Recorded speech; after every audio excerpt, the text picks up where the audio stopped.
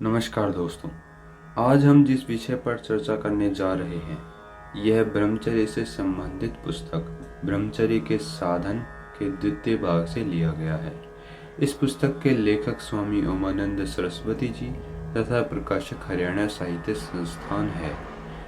आज के वीडियो में हम जानेंगे कि शुद्धि के प्रकार किस प्रकार हैं। गुदा के अंदर वाम यानी उल्टे हस्त के अंगूठे के साथ वाली अंगुली प्रविष्ट करके गुदा के अंदर अंगुली को चारों ओर घुमाकर जो मल गुदा के अंदर भित्तियों यानी गुदा चक्रों में लगा रहे उसे दाएं हाथ से जल डाल डाल कर भली भांति शुद्ध कर डालें। तत्पश्चात मिट्टी लगाकर अनेक बार जल से धोएं।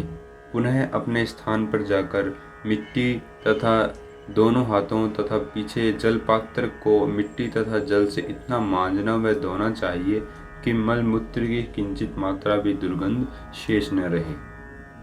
इस प्रकार मल द्वार की शुद्धि के अनेक लाभ हैं। मल द्वार की शुद्धि के लाभ। उपयुक्त क्रिया को हठयोगी प्रतिदिन करते हैं। उनकी परिभाषा में इसका नाम गणेश क्रिया है। इसको प्रतिदिन करने से मलबद्धता यानी कब्ज नहीं होगी, अर्थात मल विसर्जन की क्रिया ठीक होती रहती है। जिनको मलबद्धता यानी कब्ज रहती है उनको भी शौच खुलकर आने लगता है। शरीर और मन दोनों निर्मल होकर चित्त प्रसन्न और शांत रहता है। मस्तिष्क और गंदे परमाणु नहीं आते, इसलिए मस्तिष्क ठंडा और मन एकाग्र रहता है। आलस्य नाम को भी नहीं आता। सदैव स्फूर्ति और उत्साह बना रहता है। गुदा द्वार की शुद्धि से सबसे बड़ा लाभ यह होता है कि इससे वीर्य में शीतलता आती है, क्योंकि वीर्यवाहक नाड़ियां गुदा द्वार से ही होकर बाहर आती हैं। इसलिए ब्रह्मचर्य रक्षा में बड़ी सहायता मिलती है। और मूत्राशय यानी मसाना तथा बवासीर बगंदर आदि गुदा के रोग कोसों दूर रहते हैं। शुद्धि के विषय में मनु जी महाराज लिखते हैं, मनुस्मृति अध्याय 5 के श्लोक 134 में, कि मलमूत्र के त्याग और शरीर के 12 मलों की शुद्धि के लिए उनकी मृतिका यानी मिट्टी और जल लेवें, जितने से दुर्गंध मिट सके। 12 मल ये हैं। मनुस्मृति अध्याय 5 के श्लोक 135 और 136 में बताया गया है। 1 से 12 बताने जा रहा हूं मैं।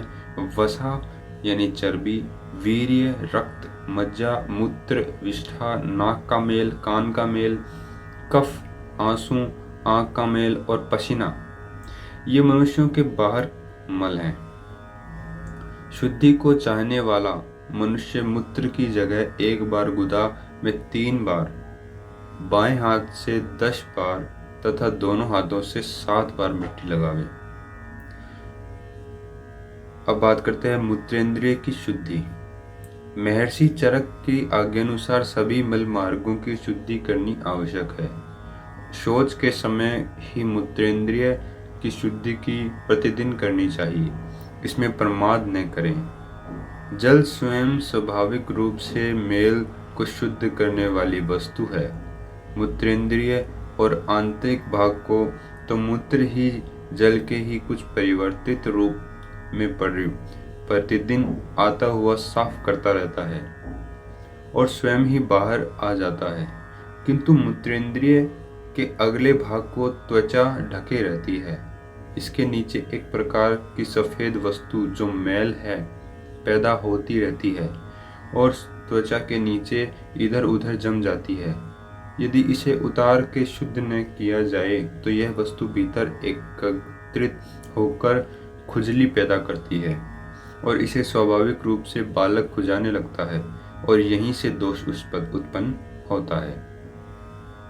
यह क्रिया अनेक भयंकर दोषों व सर्वनाश का कारण बनती है। इसलिए शौच के समय अथवा मूत्र त्याग के समय मूत्रेंद्रिय के सिर की त्वचा यानी चर्म पीछे हटाकर इसे गंदे मैल को प्रतिदिन जल से सर्वथा धो डालें। इसे कभी एकत्रित न होने दें। मूत्रेंद्रिय के धोते समय ब्रह्मचारों कभी अधिक घर्षण न करें, क्योंकि रगड़ने से इंद्रियों में उत्तेजना उत्पन्न होकर वीर्यनाश की संभावना रहती है। अब आपने अगर वीडियो अंत तक देख लिया है, आपका बहुत बहुत धन्यवाद। जय श्री राम।